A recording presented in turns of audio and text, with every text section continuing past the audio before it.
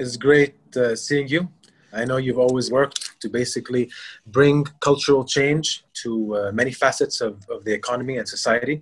So I'm grateful for your time today and for me and you to both have a candid discussion about how we feel the pandemic has affected culture, how has it affected our art. Will it have a long-lasting effect? Will it have a positive effect or a negative effect in our future? So thank you for your time. The last several months, the world that we knew changed drastically in many factors, not just specifically culture, of course, but specifically on a cultural perspective, a lot has changed. Things that we basically talked about in the past, taking things virtually, taking things outside the walls of norm that we were used to, had to happen a lot quicker. This disruptive force came to us like we didn't expect it. So I wanted to start off with you, especially with the V&A. It's such an important cultural institution around the world. How have you still remained engaged with your public and with your viewers and continue to play a part in broadcasting, of course, international culture, local culture, and all the other aspects of culture that you wanted to be a part of? Thank you so much. And it's really a great privilege to be in conversation with yourself, Your Excellency. I think the work that has been going on in the United Arab Emirates during this period of lockdown has been as innovative and exciting as we would expect. So things haven't stood still, but what we've definitely seen, particularly in the Western European capitals, is this absolute collapse in either inbound tourism or social gatherings. And museums are social and civic places. Museums are places where you want to be present together. And what's been so remarkable is to see how our objects retain their beauty, but they've lost something of their soul in the absence of conversation. And cultural spaces work in that conversation between object and visitor and curator. And if you remove one of those, you almost return to a mausoleum. So we've had a sense of sadness, but we've also, during this period, been able to innovate profoundly about how we connect with new audiences, different demographics. And so whether it's some of the filmmaking we've been doing, for example, our exhibition on kimono, bringing that to new audiences, whether it's a new focus on online education and thinking about our academy program, where previously we might teach 40 people, now we can teach 2,000 people through our programs. And whether it's just being, I think, more open to the conversation around what people want from their collections and being able to respond to it as we put more resource into digital. So we've been kind of nimble and reflexive, and we've gone so far, but ultimately the great joy is when you open your doors again and the public come in again and it lives again. So whilst I kind of admire all of our work, whether it's in the UK or the UAE, we still need, I think, for museums and galleries to have that physical sensibility, which still remains so important.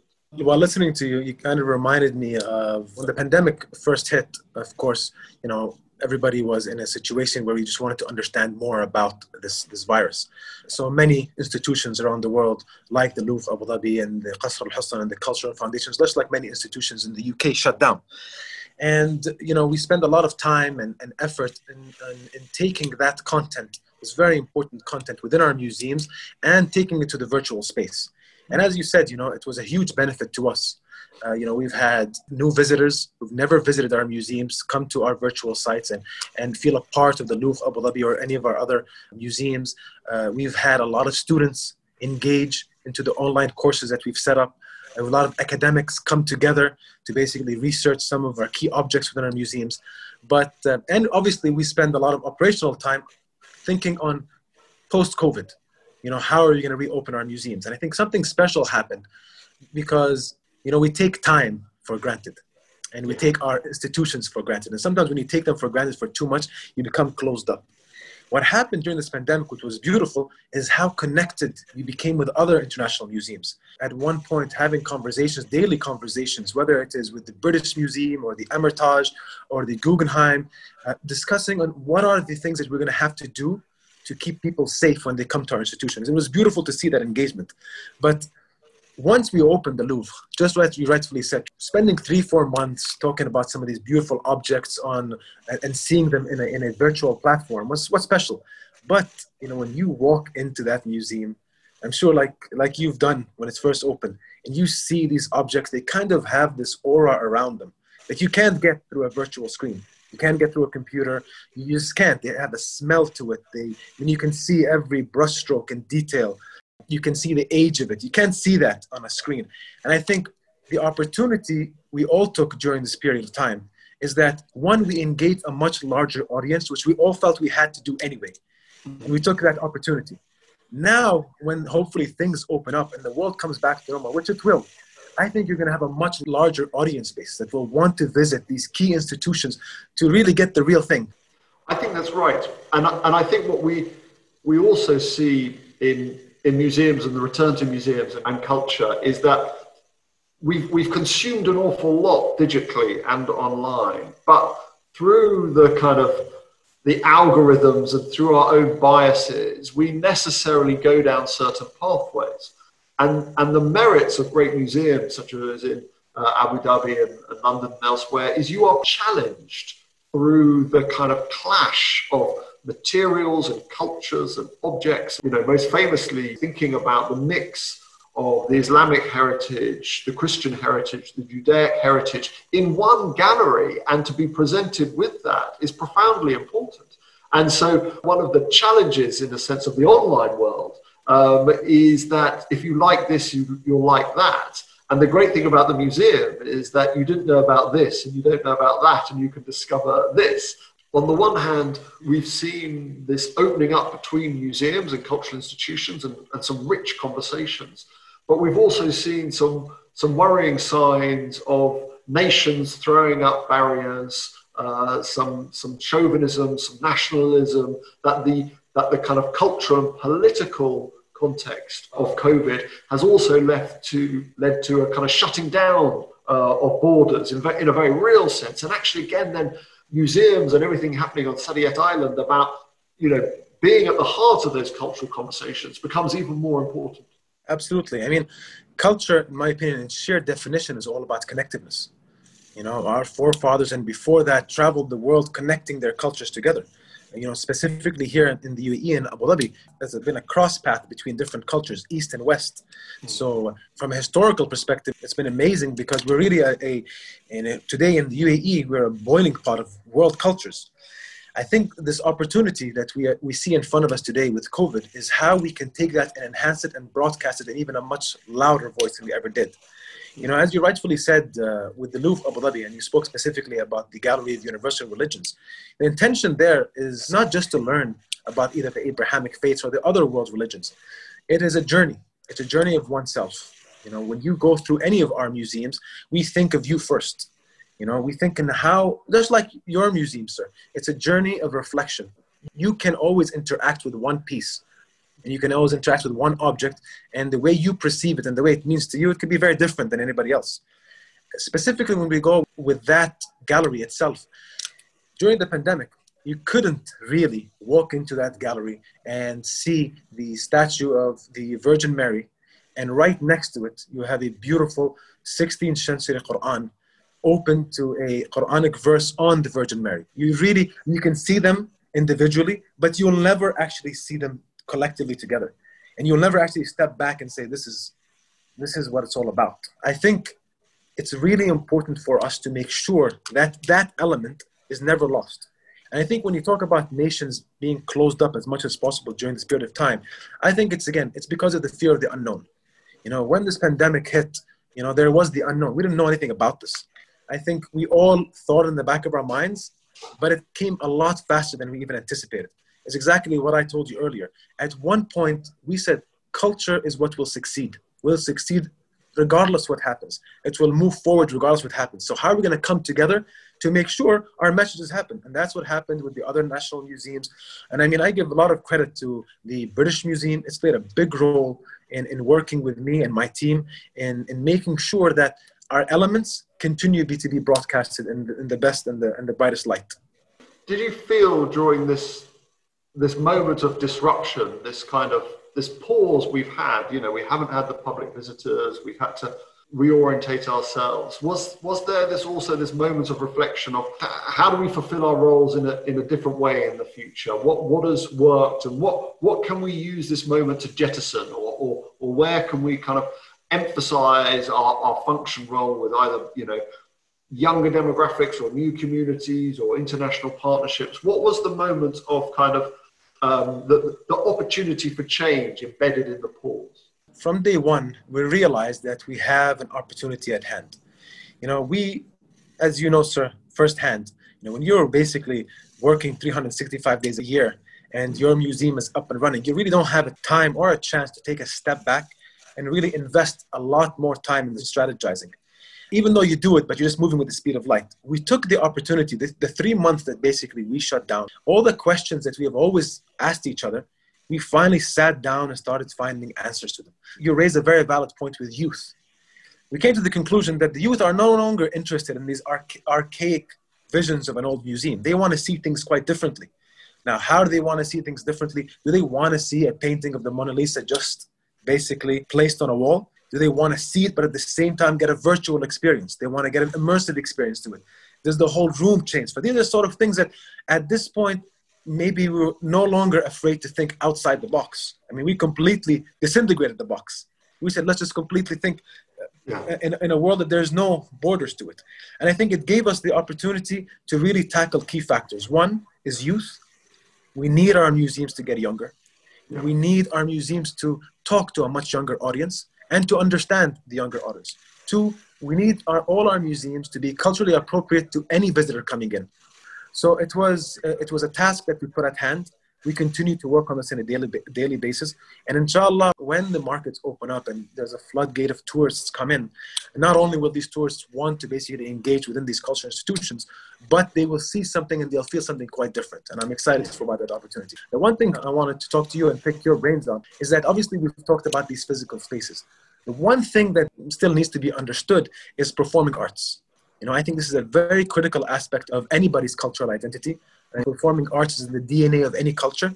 I have a fear that this will take the longest to come to play just because of the proximity of people. How do you think that's going to basically move forward? It's an area where, particularly in London, we really feel the pain of our colleagues. They're trying hard and they're trying to make it work, but you've got a problem at both ends. You've got a problem in terms of kind of audience proximity, and these theatres need to be 75% full just to break even.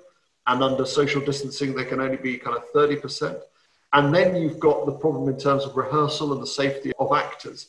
And for a place like the West End, where you've just got that incredible cluster of performance, or indeed our South Bank Centre with the orchestras, all the rest of it. So, not having the proms in London over the summer was a really big kind of hit. Yeah, that hurt. Yeah, it really hurt for the capital. I mean, I think that there are areas where either high levels of investment by private sector or public support can allow a degree of return to normality for some of the theatres. But in truth, I think it's an area where, it's not going to return to normality until there's a vaccine or until there's a kind of marked change in how we live with the virus. So in a sense, we've got to hold on and you place yourselves then in history because, whether it's, Shakespeare during the plague or whether it was Cromwell in the mid-17th century closing down the theatres for a while, there are these moments of kind of pause. But in the meantime, we need to support the creatives, the freelancers, the cultural capital within it. And for the V&A, a big organisation which supports lots of freelancers, we've got a role to play there. But I think it's really tough. I think you're absolutely right to highlight it. And there will be long-term consequences. We will lose people from the industry. And that's one of the sadnesses of this pandemic. You're absolutely right. We are very lucky here in Abu Dhabi. The government here has taken a very strong stance on culture because a cultured identity, it goes a long way. And it's basically investing in culture in schools, whether it's music, art, theater, and the list goes on. I just hope that governments around the world, when they're thinking about their stimulus packages and they're thinking about their incentives, that they don't put culture all the way down It is just as important as everything else. And as you rightfully said, sir, these creatives who are in the theater business, or these are the actors or the makeup artists, and the list goes on, they cannot be seen as secondary. This is the life of a city. I mean, you talk about, the theater district in London. It is what really gives London its sort of character. I just love walking around there and then jumping from one theater to the other, and you hear music and you hear actors. It's beautiful. You don't want to lose that. And this is, I think, one of the kind of wickednesses of COVID is what makes urban life special, be it in Abu Dhabi or Dubai or London or Paris, is spontaneity and informality. And whether you go to the museum or go to a restaurant or go to a bar or go to the beach, these are decisions you kind of make. And it's those multiple interactions which make urban life so fulfilling. And with social distancing and the planning and all of that intimacy and informality of urban life, of which galleries are a part, and the great wonder of London is, there's one painting you love in the National Gallery and you just want to go and sit. You want to go in for 15 minutes, look at a Turner or a Rayburn and nip out again. And that's the joy of these spaces. And at the moment, we're not able to do that. Did you find during the kind of height of the lockdown, when it was difficult, that you were seeing more of your citizens coming to the website, wanting to have that kind of nourishment, even in a digital form, through the history, the culture, the traditions, either of the UAE or more broadly that you were exploring? Absolutely. I mean, we invested heavily during this pandemic into our virtual platforms. And we basically wanted to tackle the entire spectrum of culture. So, for example, at Dar al-Kutub, which is basically our publishing arm, we wanted to make sure that basically we announced and we released a number of initiatives that were immensely popular with the public. Everything from our digital library being available for everybody to online book sessions for families and children. So we brought our children's libraries to everybody's homes. Storytelling, which is huge in our culture, became a part of everybody's daily lives. We had people talk about stories of our past, of our traditions, of our heritage, and at the same time, talking about other international stories. But that's played a very big role for us. And we've had a lot more interest within our spaces post-COVID, whether it's new memberships or even venue hires during this period. At the same time, our Abu Dhabi International Book Fair, which is a book fair, which basically we had publishers from all over the world come to Abu Dhabi, and we had writers, and it was a fantastic exhibition. And it was every single year you had thousands and thousands of students basically walking around these exhibitions. It was a fantastic. Obviously, unfortunately, this year we didn't have it. So what did we do? We adopted by basically creating planned programming online, offering virtual sessions with the authors, the scholars, and the artists for audiences at home. And then we did something quite special, because obviously we wanted to make sure that these publishers obviously continue to sell. So we connected the publishers with the audience in a virtual way. So to continue this economy that was much needed at the time. At the same time, the Louvre, when it was closed, have you been to the Louvre?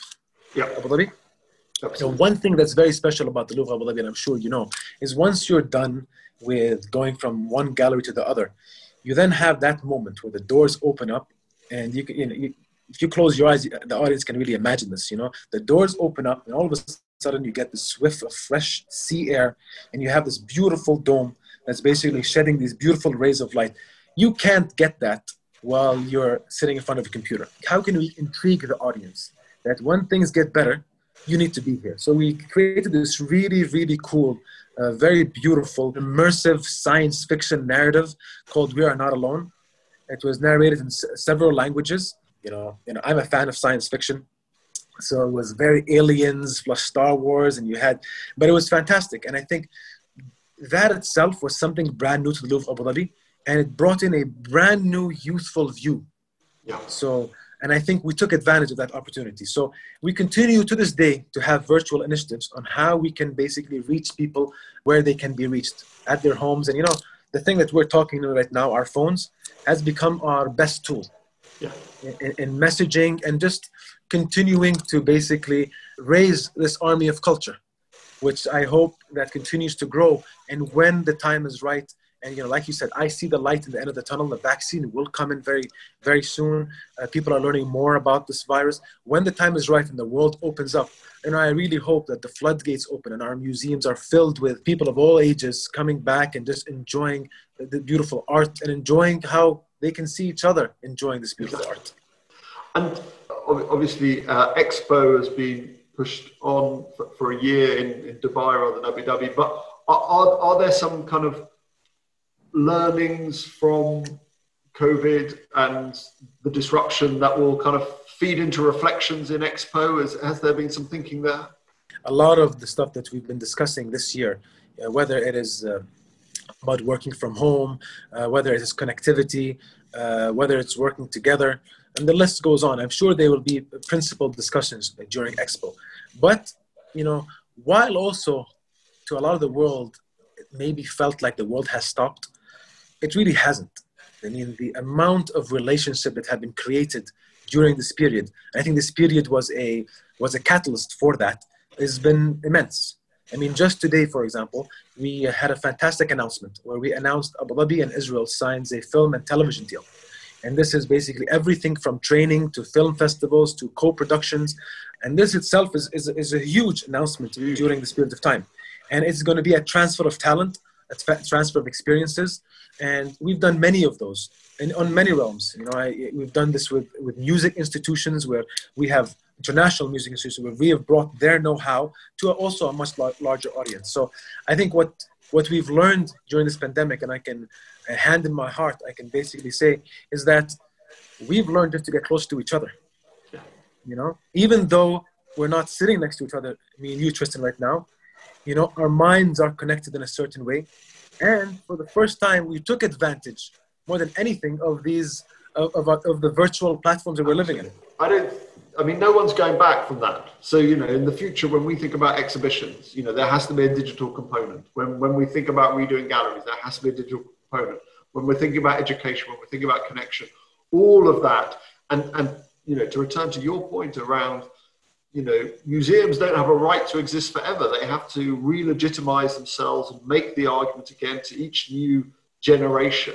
And so for a digital native generation, having that interplay between the physical and the digital is profoundly important. Yet we've also seen, in a sense, which is sort of heartfelt, that even for the younger generation, digital is not enough. They want to be together. They want to be with each other. And museums are places where that can happen whilst also providing these great insights into history and art and culture and identity, which I agree seem to be more important now. At the V&A, I'm sure, right now you're more than ever, you're really understanding the value of your cultural institution and I'm sure that basically the visitors that have always visited the V&A have felt deprived now. So I think, again, once things open up, the things they took for granted in the past, they will no longer. Right. I think you're going to see a brand new audience in our museums and our institutions. And I think it's going to be very special to see. That seems a very optimistic note to end on, which I like. Thank you so much, Tristan. It's been a pleasure. I hope to see you soon in your institution. And from our side in Abu Dhabi, again, anyone who is a part of being a part of this cultural evolution and revolution, we want to basically be a part of them. So if anything you need from our side, we are partners in this. Please let us know. Great. I certainly will. It's been a pleasure. It's been a real pleasure. It's a pleasure, sir. Thank you. Be safe, my friend. Take care. Bye-bye.